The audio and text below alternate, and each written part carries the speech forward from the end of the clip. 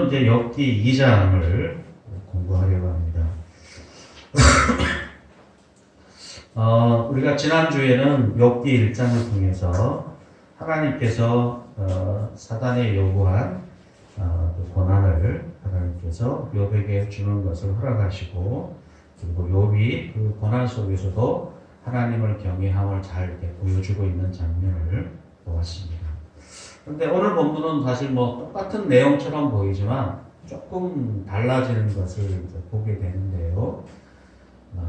그럼에도 불구하고 사실 우리가 고난이라는 것은 마치 어려운 숙제를 푸는 것 같은 어려움입니다. 재산을 잃는 것도, 그리고 자녀를 잃는 것도 큰 고통이지만, 그러나 이런 고난들이 연거푸 닥쳐오게 되면 우리가 당한 고통의 크기도 문제지만 그것 때문에 하나님에 대한 신뢰를 이제 잃어버리는 경우가 많죠. 그래서 하나님에 대한 신뢰를 잃어버리게 되면 우리가 과거에 가졌던 하나님이 주신 그 풍성한 것들에 대해서, 아름다운 것들에 대해서 절망하게 되고, 또 거꾸로 우리의 미래에 대한 소망, 이런 것들을 또한 잃어버리게 됩니다. 그래서 우리가 절망의 자리에 빠지게 되면 마치 우리가 예전에 뭐 어떤 잠자리를 잡으면 이렇게 예전에 더듬이도 떼고 막 그래서 그 건충들을 괴롭힐 때 있었잖아요, 그죠? 그래서 날리면 제대로 못 날게 되고 막 그런 것처럼 우리의 삶에 고난이 닥쳐오면 방향을 잃어버린 자동차처럼 이렇게 잘 조정이 되지 않아서 막 뺑뺑 돌기도 하고 사고 나기도 하고 이렇게 어려움을 겪게 되는 것 같아요.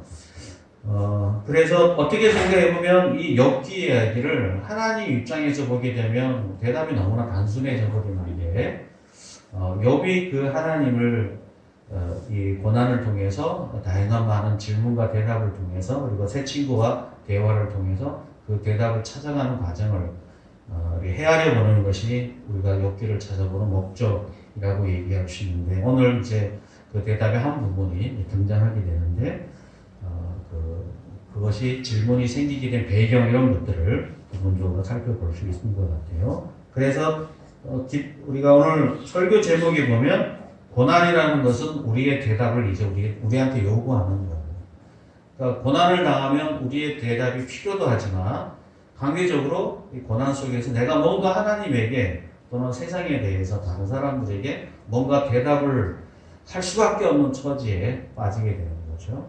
그래서 그 대답들을 우리가 정당하게 제대로 하게 되면 우리는 매우 큰 놀라운 하나님의 세계를 발견하게 되고, 또 내 인생에 보이지 않는 것들을 이제 경험하게 되지만, 이 대답을 적절하게 찾지 못하면 매우 절망하게 되고, 심지어는 큰 절망 때문에 더 큰 어려움에 또 하나님을 부인하게 되거나 신앙의 자리에 널브러지게 되는 그런 모습을 종종 보게 됩니다. 그런 면에서 우리가 여러 가지 고난 속에서도 신앙을 잃지 않고 오히려 그 고난을 잘 이겨내어 승리한 사람이 된다는 것은 우리에게 요구하는 이 대답을 어떻게 착실하게 찾아가느냐, 또 대답을 진지하게 대답하느냐에 달려 있는데요.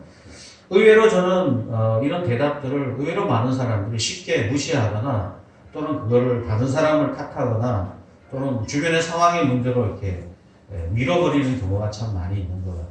그것이 좋은 대답은 아니라는 거죠. 때로 그것이 오히려 우리의 문제와 상황을 악화시키는 결론에 도달할 수도 있다는 겁니다. 자, 그러면 이렇게 거창하게 설명할 필요가 있는 것은 아니고, 우리 오늘 본문 2장에서만 소개된 내용을 중심으로 해서 좀 더 살펴보도록 하죠. 오늘 보게 되면 2장에 이제 그 하나님, 일종의 천상회의라고 할 수 있는데요. 여호와 하나님이 계시고 하나님의 아들들이 있고, 그리고 사람도 그 앞에 모여서 함께 서 있는 위치가 되었습니다. 그럴 때 여호와께서 이제 사단에게 너 어디서 왔냐라고 질문을 하고, 사단이 땅을 두루두루 다니다가 왔다 그러고 있습니다. 사단의 역할은 다른 사람들을 시험하고 고소하고 하는 거기 때문에 정신을 돌아다닙니다. 그리고 고소할 조건을 얻으면 하나님에게 이제 고소하게 되는 사람이 역할을 하고 있는데요.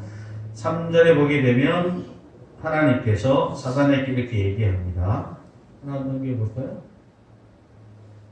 예, 욥은 온전하고 정직하고 하나님을 경외하고 악에서 떠난 자임을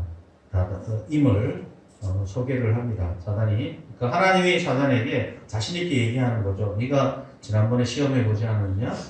욥이 하나님을 경외하는 것은 단순하게 하나님께서 그에게 복을 주셔서 그런 것이 아니라 그가 본질적으로 하나님을 경외했기 때문에 하나님은 복을 준 것이지 그가 많은 재산을 가지고 있기 때문에 그가 하나님을 경외한 것이 아니지 않느냐. 그래서 여기서 지난번에 봤던 것처럼 온전하다는 표현이 이제 등장을 하죠.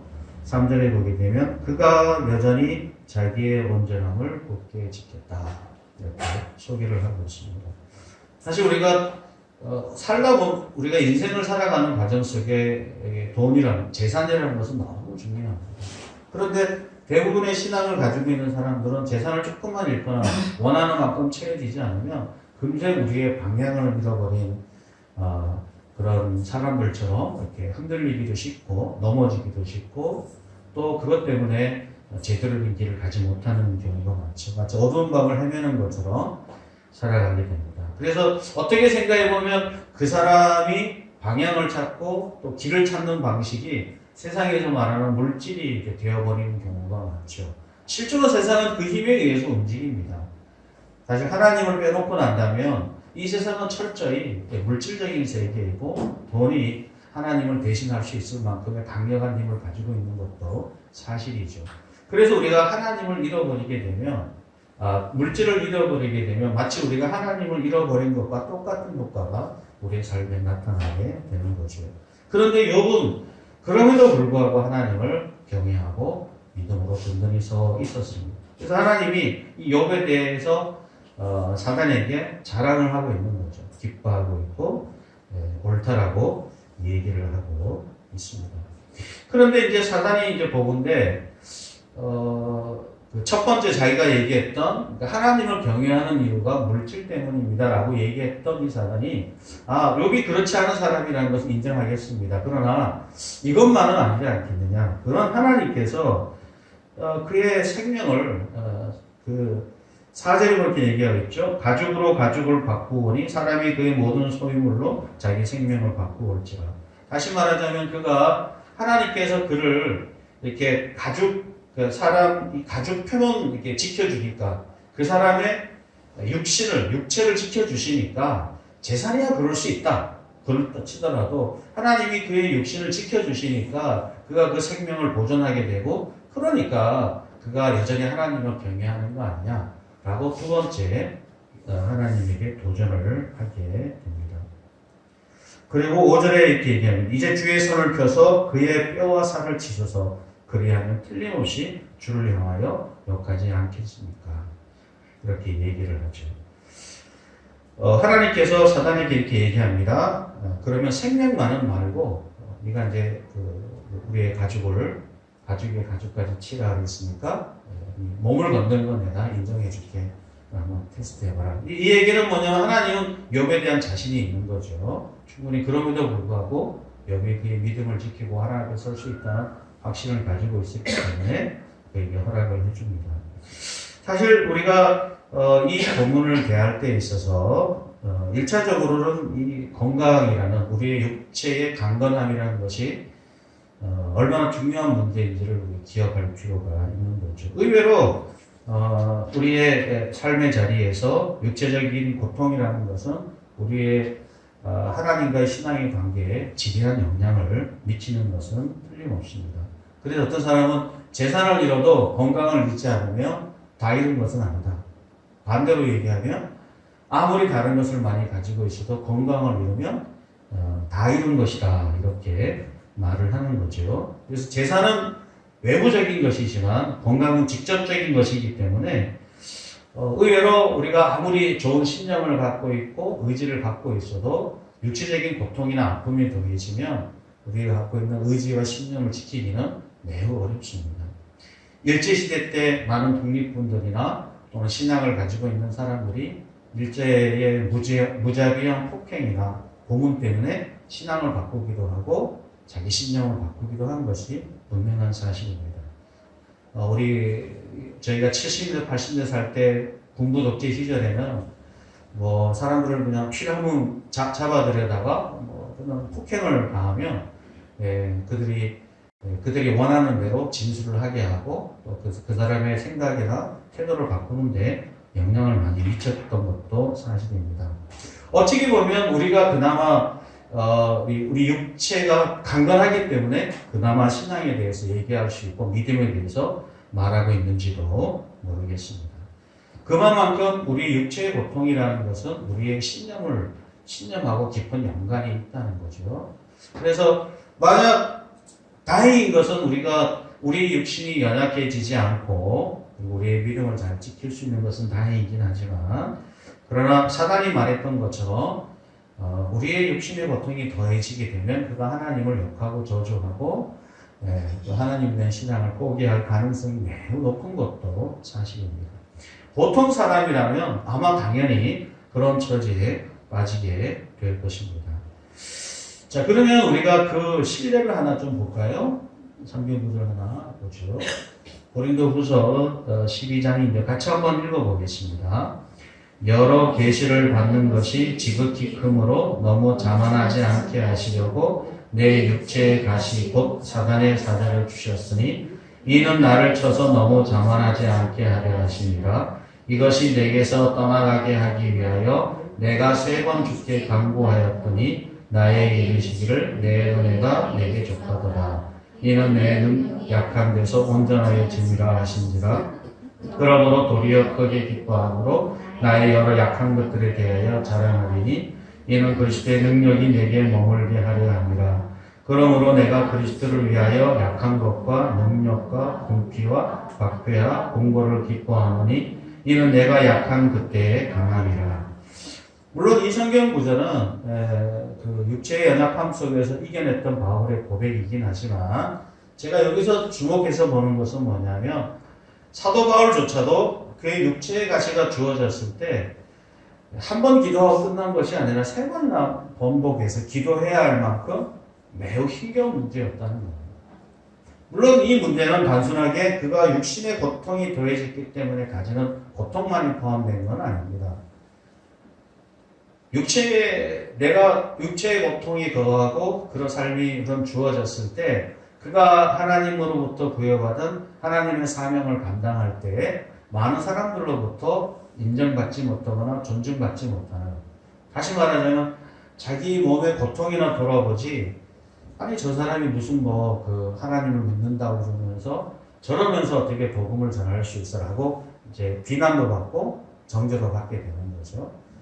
사실 사도 바울이 여러 가지 이런 고통과 어려움 속에 빠져 있는 이 사도를 보고 고린도 교회 사람들이 와 믿음의 사람으로 훌륭하다 이렇게 박수를 치고 환호한 것이 아니라 기억하고 같이 기도하고 고민한 것이 아니라 저런 사람이 어떻게 하나님의 사람이 될 수 있지?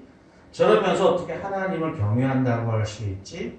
저러면서 그가 가진 복음이 하나님이 주신 복음이라 말할 수 있지? 라고 비난을 하고 인정을 하지 않으려고 했다는 거예요. 어디서나 마찬가지지만 지금도 만약 우리 복음을 전하는 사람이 경제적인 어려움, 삶에 대한 어려움을 두 번째 치더라도 그의 육신에 여러 가지 고통이 더해지고 아픔이 더해지고 건강상의 문제가 생기면 하나님이 그 사람을 저주하고 심판하는 사람이라고 손가락질하기 쉽습니다. 아무리 그가 의롭게 살았다 손치더라도 그의 육체의 고통이 더한 것은 하나님의 저주의 결과라고 말하기가 쉬워요. 그러니까 어떻게 보면 재산을 잃어버린 것은 1차적인 문제이고 그가 건강상의 어려움, 육체적인 고통, 여기서 말하는 피부병이라는 것은 여러분 아시는 바와 같이 단순하게 종기가 이렇게 생겨나서 온 몸이 머리 정수리부터 발바닥까지 끌어대면 온몸이 피투성이가 되는 거죠. 사실 피부병은 잘 또 전염이 되기 때문에 그 당시에는 사실은 하나님의 저주받은 병으로 많이 불려졌죠. 그 중에 하나가 나병도 거기에 포함이 되고 각종 피부병들은 그 당시에 보통 사람들이 얘기하기를 하나님이 보내신 저주다 이렇게 보통을 얘기를 합니다. 그러니까 단순하게 육체적인 고통뿐 아니라 그가 하나님을 버린 사람이라는 하나의 증거로 사용이 되었던 것이죠. 그러니까 바울이 그렇기 때문에 그 육체적 고통의 아픔도 있지만 그런 시선과 그런 대답들 속에서 자기의 이 육체의 고통을 짊어지는 것이 매우 어렵다는 겁니다. 그래서 그가 하나님의 말씀을 맡은 사람으로서 복음을 전할 때 많은 사람들에게 사도 바울이 전했던 복음을 거부할 또는 진심으로 받아들이지 못하는 이유로 작용을 하게 된 거죠. 사실 그렇기 때문에 사도 바울도 이것이 매우 고통스럽고 어려운 문제였어요. 사람들이 내가 전한 복음을 사도 바울을 인정하지 않을 뿐 아니라 사도 바울이 전했던 그 복음조차도 거부하는 상황이 되었기 때문에 그렇죠. 당신 틀렸어. 당신은 아니야. 진짜 당신이 하나님의 복음이 맞아? 당신은 하나님 경외하는 사람이야? 라고 불신하게 될 이유가 있는 거죠. 사실 어떻게 보면 그가 가지는 육체의 가시로 인한 고통보다도 그것이 더 치명적인 아픔이 되었음에 틀림이 없습니다. 그러니까 어떻게 보면 이 우리의 육체적인 고통이라는 문제는 그것 자체도 고통스러운 일이지만 그것으로 말미암아 얻어지는 평가 자체로 참 그 모멸감과 그 고통을 심히 감당하기가 어려웠던 것이죠. 그렇기 때문에 사탄이 그런 방법을 사용하는 거죠. 그렇기 때문에 하나님의 믿음에 선한 사람들, 믿음에 귀한 사람들에게 큰 질병을 주고 큰 고통을 더해줘서 그로부터 하나님으로부터 떨어지게 또는 주변의 사람의 평판에서부터 하나님의 쓰임을 받는 사람으로서 위치를 잃어버리게 만드는 효과를 가져오게 되는 거죠. 사실 그래서 이 욥은 그 고통 속에서 여기 8절에 보게 되면 질그릇으로 조각을 가져다가 몸을 긁고 있는 장면이 잘 기록이 되어져 있습니다.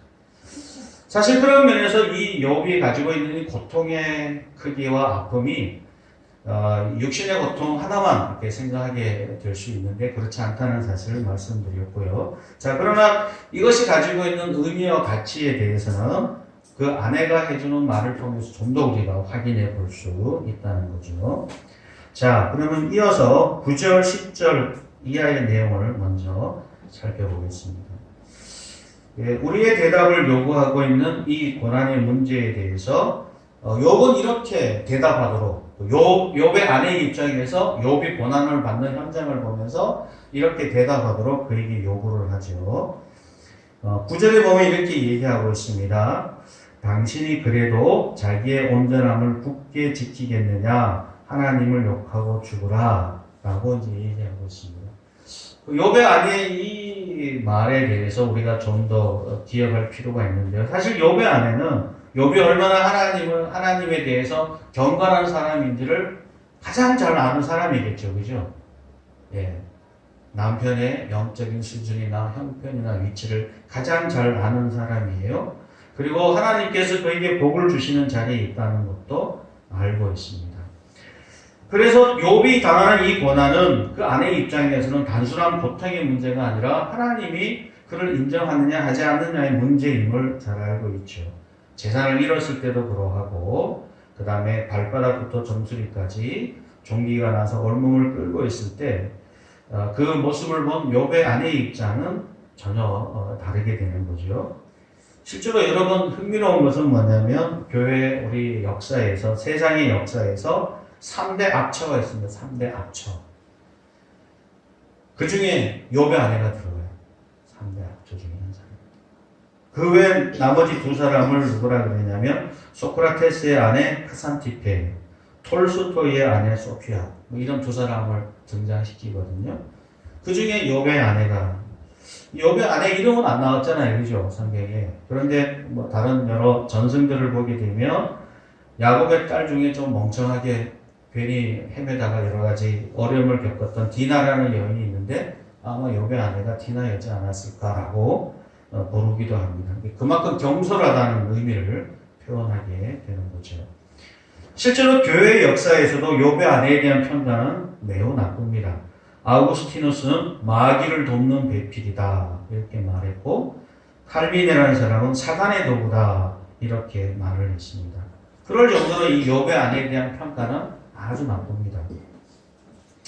그러나 최근에 들어와서 많은 학자들이 성경학자들이 이 욥의 아내가 왜 이런 말을 했는지를 그 심정을 좀 알아보는 시도를 많이 했습니다. 사실 이 욥의 아내가 그렇게 말하는 것은 단순하게 그 욥과 하나님의 관계나 그의 신앙에 대한 문제가 아니라 욥이 처하고 있는 상황에 대해서 욥의 아내의 입장에서 객관적으로 그것을 평가한 것이라는 것을 금방 알게 되는데요.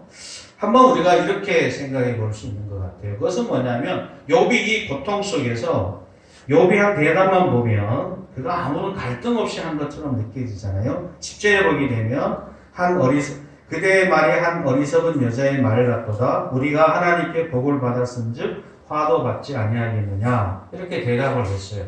그러니까 우리가 첫 번째 대답과 비교해 보게 되면 마찬가지로 매우 탁월한 대답을 하고 있지만 그러나 우리가 3장에서 보게 되면 욥이 자기의 생일을 저주하고 여러 가지 불평들을 내뱉는 것을 보게 되면 이 욥의 대답이 단순하게 완벽한 대답은 아니었던 것으로 보이는 거죠.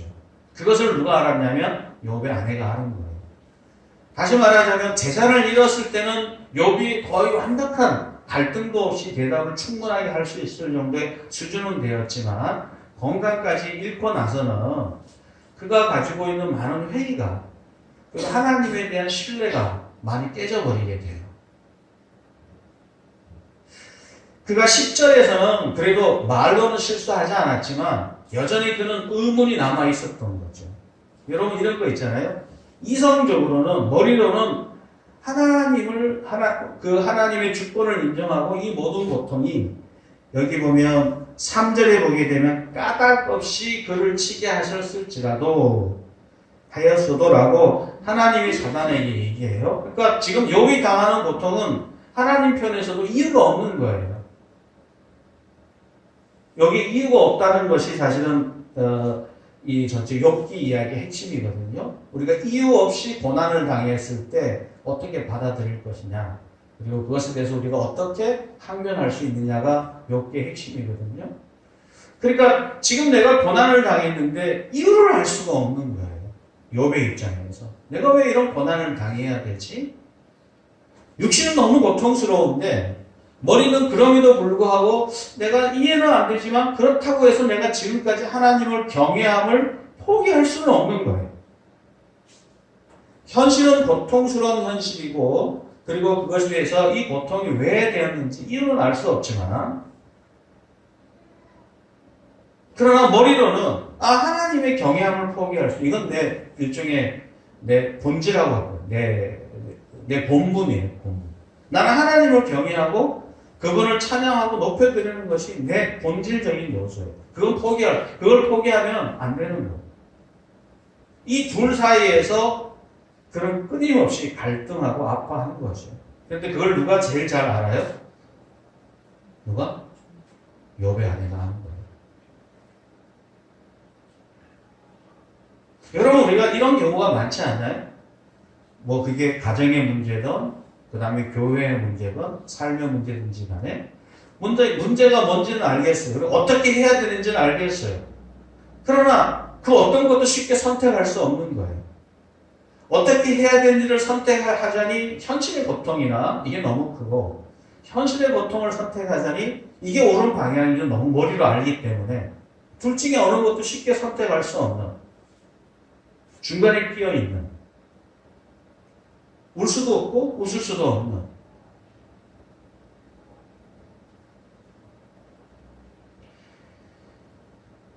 어찌 보면 욥의 아내의 입장에서는 둘 중에 빨리 하나를 선택하고 해결하라고 하는 거예요.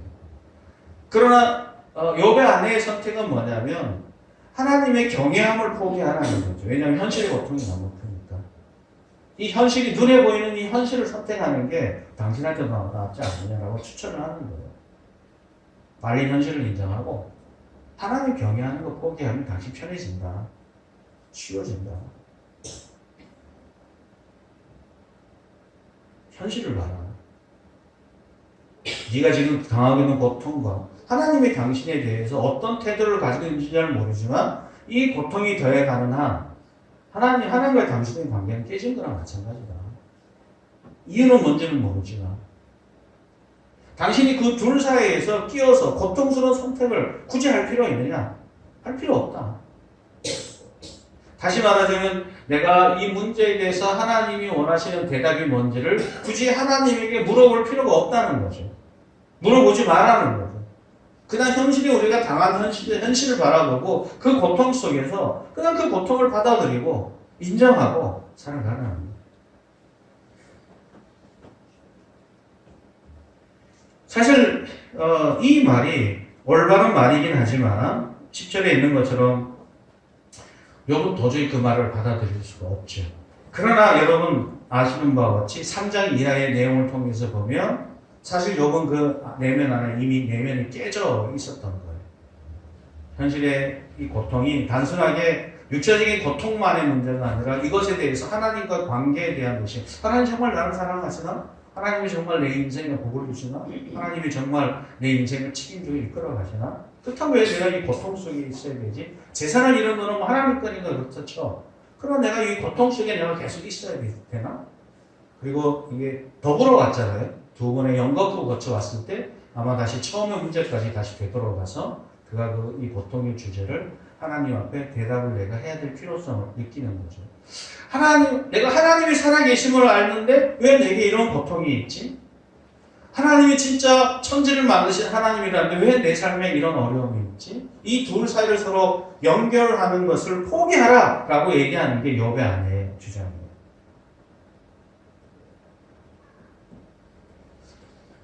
어찌 보면 이 욥의 아내의 이 말은 오늘날 우리 많은 사람들이 우리에게 하고 있는 얘기라 할 수 있습니다. 뭐 이런 얘기가 있죠. 우리가 저희도 이런 것을 해본 적이 있는데 여러 가지 많은 어려움이 있으면 그냥 입을 꽉 다물고 있는 것보다 예를 들면 바닷가에 가서 나를 괴롭게 하고 힘들게 하는 문제들을 향해서 막 소리질러 외쳐보는 거예요. 네? 이 죽여놔봐! 이 엑스엑스야! 사람이라면 크게 외쳐보는 거예요. 그럼 되게 시원해져요. 한번 해보셨나요? 안 해보셨어요? 해보세요. 그러니까 이게 아까 얘기했던 이게 우리 입으로 말도 꺼내지 못하고 살아가는 게 더 힘들어요. 뭐 우리 임금이기는 당나귀 이거 말 안 하면 온몸에 무슨 피부병 생기고 심장에 문제가 생겨서 결국 일찍 죽을 수도 있어요. 표현을 못하니까, 말하지 못하니까. 좀 누군가에 대해서 원망과 분노를 품어내고 뭐 그렇게 하고 싶은데 말을 못하니까. 우리 부모님 두 분이 막 싸울 때 보니까 저희가 가면 우리 아버지가 되게 좋아요. 그냥 우리 어머니를 막 욕을 좀 해야 되는데 받아주는 사람이 없으니까 제가 가거나 우리 아내한테 우리 어머니에 대해서 막 욕을 하셔요. 우리 어머니는 우리 아버지에 대해서 얘기하고 말하다 나오면 좀 풀리잖아요. 그죠? 문제가 해결되는 건 아닌데 막 풀고 나면 좀 나아져요. 목회자도 참 어려운 것 중에 하나가 여러 가지 뭐 가정에 대하든 교회에서 여러 가지 어려움이 있을 때 뭔가 그걸 이렇게 풀고 싶을 때가 종종 있는데 누군가한테 잘못 얘기하거나 또는 잘못 전달이 되면 되게 심각하고 어려운 문제가 생겨요. 아무한테는 쉽게 얘기할 수 없고 또 얘기하는 것 자체가 옳지 않아 보이기 때문에 그렇잖아요, 그죠? 말하기 어렵거든요. 이게 이제 짐이 돼요. 스트레스가 돼요. 제가 막 머리에 뭐 이렇게 뭐 생기고 하는 게 왜 그러냐 했더니 피부병, 지루성 피부병인데 스트레스 때문인데 술, 담배 하시면 안 하는 스트레스. 요즘 당뇨 수치 올라가거든요. 그 의사한테 엊그제 갔다 왔는데 왜 그러죠? 스트레스성. 뻑뻑하고 스트레스. 뭐 저희 가정에서도 뭐 예를 들어서 여러 가지 뭐 이제 아내나 자녀들이 좀 마음에 안 드는 부분이 있다고 해서 남편이 쉽게 툭툭 뱉으면 어떻게 되죠? 3차 대전이 벌어지는 거예요. 다 상처받고 힘들어하고 어려워합니다. 그래서 저는 가끔 그런 생각이 들어요. 어떤 생각이 드냐면 마음껏 표현하고 살 수 있는 여자가 낫지 않을까? 물론 모든 여자가 그런 건 아니에요. 순서가 바뀐 사람들도 있어요. 남녀의 문제는 아니라는 걸 저는 잘 알고 있습니다. 제 처지가 그런 거죠. 제가 갖고 있는 마음에 있는 모든 것들을 순수하게 누군가한테 풀어낼 수 있는 대상이 사실은 없습니다. 가정에서고 교회에서고. 그게 좋은 마음이든 나쁜 마음이든. 사실 그거를 충분히 제 스스로 드러낼 수 있는 데는 사실 하나님밖에 없는 거예요. 하나님. 그래서 시편 보면 되게 재밌지 않아요? 막 저주하는 말을 품어내잖아요. 그죠? 하나님 저 사람 싫어. 미워. 죽었으면 좋겠어. 아마 제가 그 기도했다는 그런 기도를 여러분 들으면 어떻게 했어요? 목사가 뭐 잘해. 그럴 거 아니에요, 그죠? 그런 악담을 막 그냥 뿜어내고 표현하고 질러버린다. 지금 어떻게 보면 욥의 아내 입장에서 볼 때는 욥을 보고 이렇게 얘기하는 거예요. 너 실제로 네 마음속에 하나님의 원망 있지 않니? 그런데 왜 그걸 다 얘기하지 못해? 그렇게 고통스러운 현실 속에서 하나님의 원망이 마음속에 그 갈등이 있음에도 불구하고 아무 말도 못하고 그냥 단순하게 하나님을 원망하는 것을 하지 않느냐 이렇게 몸부림치는 모습을 보니까 너무 가식적으로 보이는 거예요. 우리가 이제 욥이 이제 자기 생일을 저주하고 하는 장면들을 보면 사실 이 저주하는 모든 내용들이 표현은 하나님이 하나도 없는데 실제로 하나님을 원망하는 듯한 얘기를 해요. 그러니까 드러내놓고 하진 않지만 그러나 그것이 그의 마음 깊이 담겨 있음을 알죠. 내가 태어난 날을 저주하고 이제 3장에 우리가 다음 주에 공부하게 될 텐데 자기 존재를 부인하고 자기 가치를 부인하고 하는 장면이죠. 그러니까 그걸 너무 그 갈등의 자세와 마음을 욥이 아닌 거 너무 잘 알았기 때문에 그 욥에게 그럴 바에는 하나님 욕하고 죽어버려. 그게 낫지 않겠니? 왜 그렇게 마음에 담아두고 살아? 어차피 재산도 다 잃었고 이제 이 고통스러운데 하나님 욕하고 죽는 게 낫지. 그럴 바에는 왜 그 사이에 끼어갖고 힘겨워하냐 라고 얘기하는 거죠.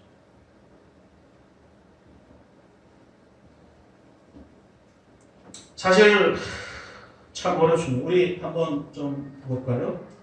하나 넘겨보시면 로마서 12장 14절 이 본문의 말씀을 보면 좀 이해가 좀 되실 것 같은데 같이 한번 읽어볼까요?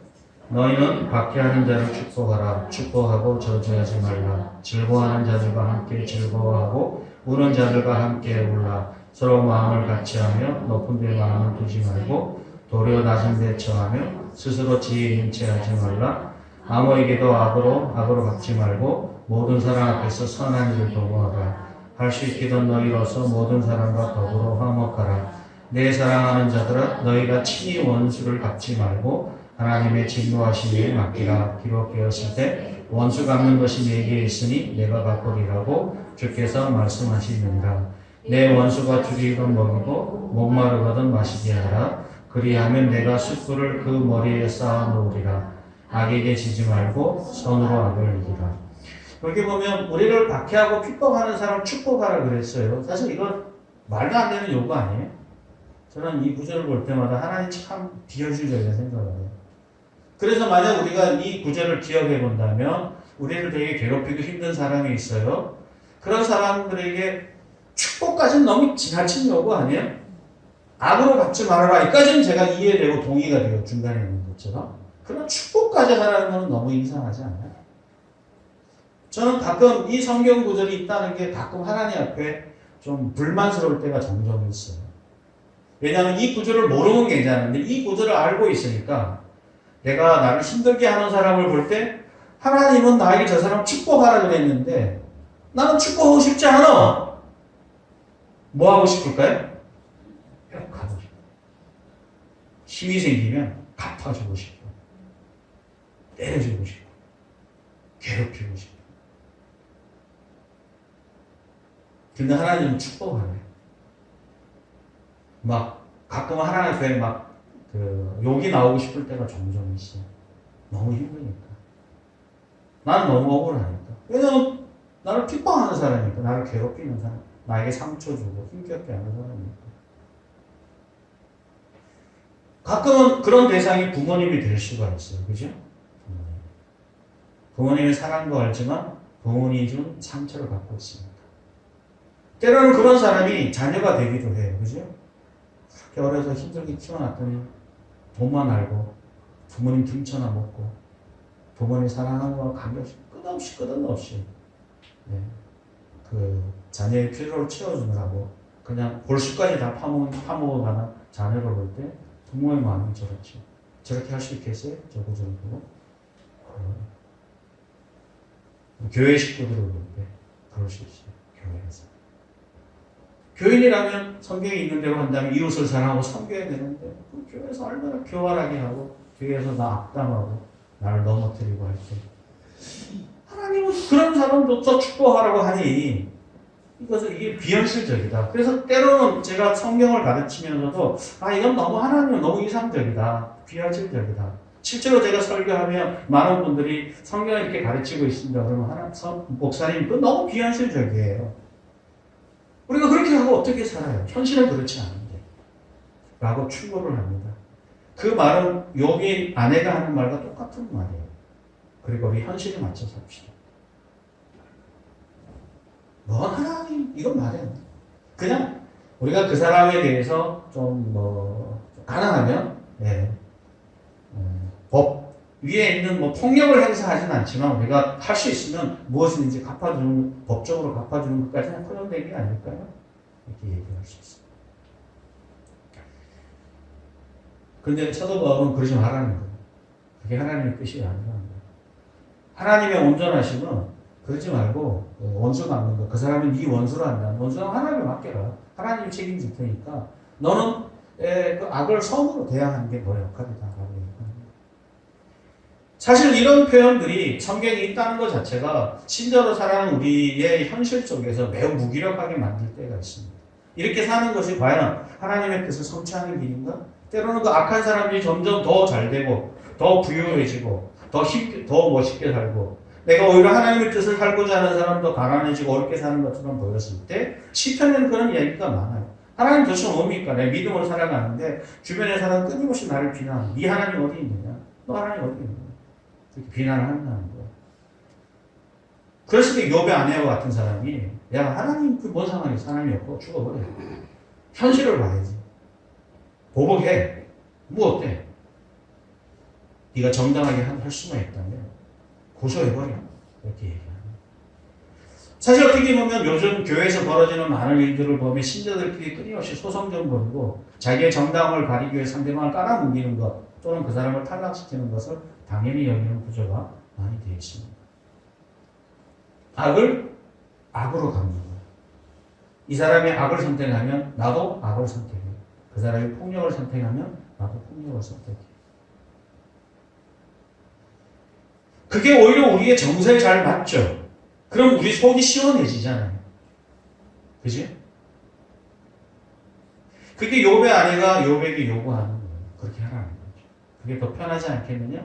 그게 네 마음이 더 편하지 않겠느냐? 왜 굳이 그 사이에 끼어서 이러지도 저러지도 못하고 이렇게 살아가는 그 모습을 보면서 답답해하고 있는 거죠. 저는 욥의 아내의 이 대답도 하나의 대답인 것 같아요. 그럴 수 있어요. 네. 그러면 우리가 이제 제가 오늘은 대답을 완결을 내리려고 하는 것이 아니라 물론 그것은 하나님의 뜻에 맞지는 않지만 그러나 우리가 인간적으로 선택할 수 있는 하나의 방식이라는 것을 소개를 하는 겁니다. 그럼에도 불구하고 이제 욥은 이제 대답을 찾아가는 과정 속에 있게 되는데 마찬가지로 우리가 그런 현실 속에서 우리가 하나님의 뜻과 그리고 우리 현실 이 이중 구조 속에서 신자들은 그 대답을 찾아가는 사람들이라는 거죠. 여기서 대답을 우리가 잘 찾아가고 그 대답을 통해서 우리의 신앙과 인격이 새로워지고 어떤 것이 좋은 것인지 어떤 것이 유익한 것인지 그것은 다른 누군가한테 유익을 끼치려고 하는 것이 아니라 이 대답을 찾아가는 우리가 어떤 유익을 우리 하나님 안에서 발견할 수 있는지를 확인하는 그 대답이 욥기의 주된 메시지라는 것을 기억할 필요가 있다는 거죠. 또 하나는 오늘 보면 11절 이하에 보면 욥의 세 친구가 찾아옵니다. 이 세 친구는 욥이 되게 큰 재앙을 받았다는 말을 듣고 달려와서 욥이 온몸에 피투성이가 되어 있는 모습을 보고 12절에 보게 되면 일제히 소리질러 울며 겉옷을 찢고 하늘을 향하여 티끌을 날려 자기 머리에 뿌리고 밤낮 7일 동안 그와 함께 앉아 있었다. 사실 이런 친구들이 있다는 건 행복한 일이죠. 가까이 와서 아무 말 하지 않고 그 고통에 동참해 주는 것, 함께 울고 함께 울어주는 새 친구 있는 것, 이거는 보통 일이 아니죠. 사실 이런 공동체가 필요한 것도 사실입니다. 함께 아파하고 함께 울어주는 사람. 뭐가 옳은지 그런지 이게 챙기지 않고 비난하지 않고 있어주는 것. 사실 여기까지는 욥 세 친구가 참 잘하는 거거든요. 뒤에 가서 그런 이 질문에 대한 대답을 찾아가는 과정 속에 그들도 좋은 대답, 나름대로 대답을 갖고 있었지만 그 대답이 오늘 좋은 대답은 아니지만 그러나 어쨌든 이런 함께 할 수 있는 친구들이 있다는 거. 사실 우리가 교회가 그렇잖아요.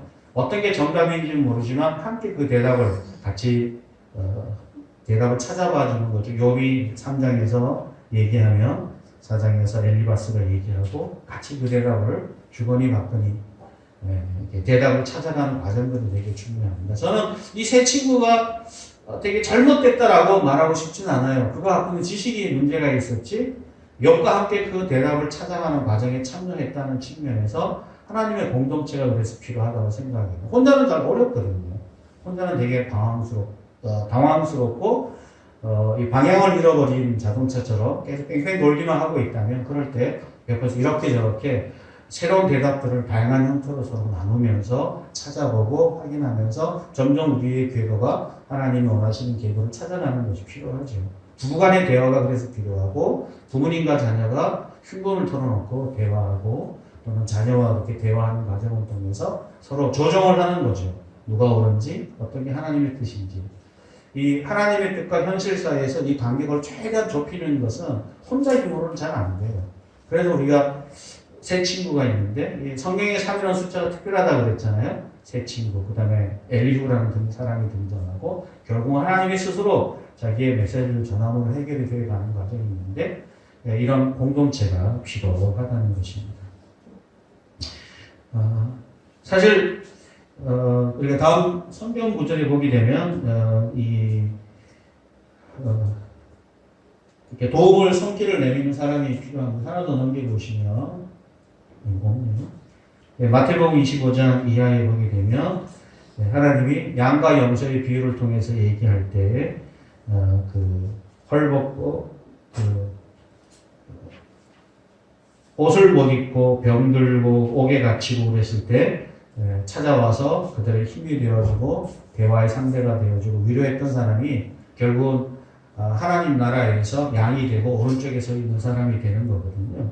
저는 이 세 친구가 이 모든 일이 끝난 다음에 욥으로부터 감사하다는 말을 들었을까요? 아니면 네가 정답을 갖고 있지 않았습니까? 비난의 목소리를 냈을까요? 여러분 어떨 것 같아요?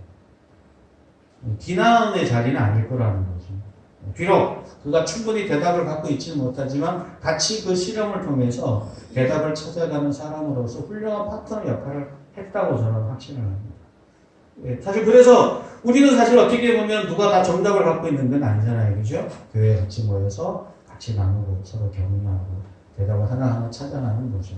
여러분이 가정에서 여러 가지 문제가 생겼을 때 서로 배우자가 그런 대답하는 사람이 되는 거죠. 상대방의 대답이 혹 정답은 아니고 내가 생각할 때 바보 같은 대답이라 할지라도 그의 대답을 통해서 자기를 돌아보고 또 내가 대답을 통해서 상대방을 돌아보면서 대답을 하나하나씩 껍질을 하나씩 꺾여가는 거죠. 방향을 찾아가는 거죠. 그런 과정을 포기하시면 안 됩니다. 부모님과의 대화도 마찬가지고 자녀와의 대화도 마찬가지고 교회에서 공동체도 마찬가지입니다. 저는 그런 과정들을 우리가 함께 잘 풀어가면 하나님께서 참 우리를 불쌍히 여기셔서 우리가 마침내 좋은 대답에 이르도록 또 정답을 찾아갈 수 있도록 선한 길을 찾아갈 수 있도록 그리고 하나님에 대한 믿음과 현실에 대한 이 엄청난 격차를 충분히 하나님이 우리 인생을 마치는 순간까지 더 격차를 줄여서 우리가 최소한 이게 이쪽 방향이 정답이구나 이거다라고까지는 못하더라도 이쪽 방향이 대답이구나 내가 알고 있던 것들을 더 명확해질 수도 있고 그렇게 대답을 찾아가는 과정이 되리라 확신합니다. 그리고 그 대답들이 담겨 있는 것이 욥기라는 것이죠. 사실 저희도 이제 아직 젊지만 50대 이제 중반을 넘어가면서 그동안 가졌던 많은 질문들과 대답들을 한번 돌이켜보게 되면 내가 꽤 많이 찾아왔구나. 앞으로 많이 남아있지만 아내하고도 많이 다투기도 하고 말씨름도 하고 울리기도 하고 화가 나서 문 두들기 패가면서 나올 때도 있고 밤새 기도할 때도 있고 다양한 많은 실험들을 저도 각자 많이 했거든요. 또 젊은 사람일수록 그 여정이 많이 남아있을 텐데 이런 여정들을 잘 찾아가셔서 결과적으로 여러분이 욥이 내린 결론처럼 하나님의 좋은 대답을 통해서 하나님께 영광을 돌리고 믿음 가운데 든든히 설 수 있는 사람들이 되시기를 주의 이름으로 축원합니다. 기도하겠습니다.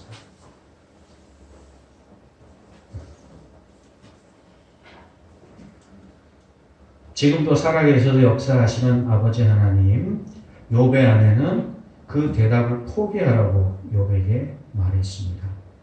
어쩌면 많은 사람들은 우리의 신앙의 여정을 살아가며 때때로 겪는 죄와 죄의 문제들 앞에서 우리의 대답을 포기하고 현실에 순응하여 살아가도록 말하고 있습니다. 하나님, 그게 제일 쉬운 방법이긴 합니다. 제일 편한 방법이기도 합니다. 굳이 대답을 찾아가는 것보다 포기하는 것이 훨씬 쉽습니다. 그래서 우리가 이 세상의 현실에 붙잡혀서 매어서 사는 것이 훨씬 나은 대답일 수도 있습니다. 하나님, 그러나 우리가 하나님을 향한 믿음이 있고 그 믿음의 자리에 서 있다면 욥의 아내의 말을 듣지 않고 하나님 앞에 우리에게 가진 이 질문에 대한 대답을 찾아갈 수 있는 은혜를 더하여 주시옵소서. 때로 우리의 힘으로 이 대답을 찾기 어려워서 배우자와 또 가족들이 함께 모여서 대화할 때에 때로 당장의 대답이 없을지라도 포기하지 않게 하시고 내가 원하는 대답이 당장에 주어지지 않는다고 상대방을 탓하거나 하나님 자기 자신을 포기하지 않도록 도와주시옵소서. 어찌 보면 우리는 이 세상 속에서 내가 유일한 대답을 갖고 있는 것 같은 착각에 빠질 때가 있습니다. 하나님, 그러나 우리가 하나님이 주시는 선한 은혜와 성령의 도움 없이는 아무런 대답을 할 수 없는 것을 압니다. 하나님, 그래서 우리가 깨어서 하나님 말씀 보고 하나님 앞에 기도함으로 주여 제게 지혜를 주시고 온전한 안목을 주시고 그래야 해서 하나님에 대한 믿음과 이 현실 둘 사이에서 올바른 대답을 찾아갈 수 있게 해달라고 끊임없이 하나님 앞에 질문하고 대답을 찾아가는 사람만이 그 대답을 조금씩 찾아가는 과정 속에서 인격이 달라지고 삶의 자세가 달라지고 많은 사람들에게 유익을 끼칠 수 있는 위대한 사람이 될 수 있습니다. 우리 한마음교회에 속한 모든 사람들이 이 대화에 참여하게 하시고 지금까지 포기하고 있었다면 새롭게 다시 한번 그 대답을 찾아갈 수 있는 용기도 더하여 주시옵소서. 예수 그리스도의 이름으로 기도합니다. 아멘.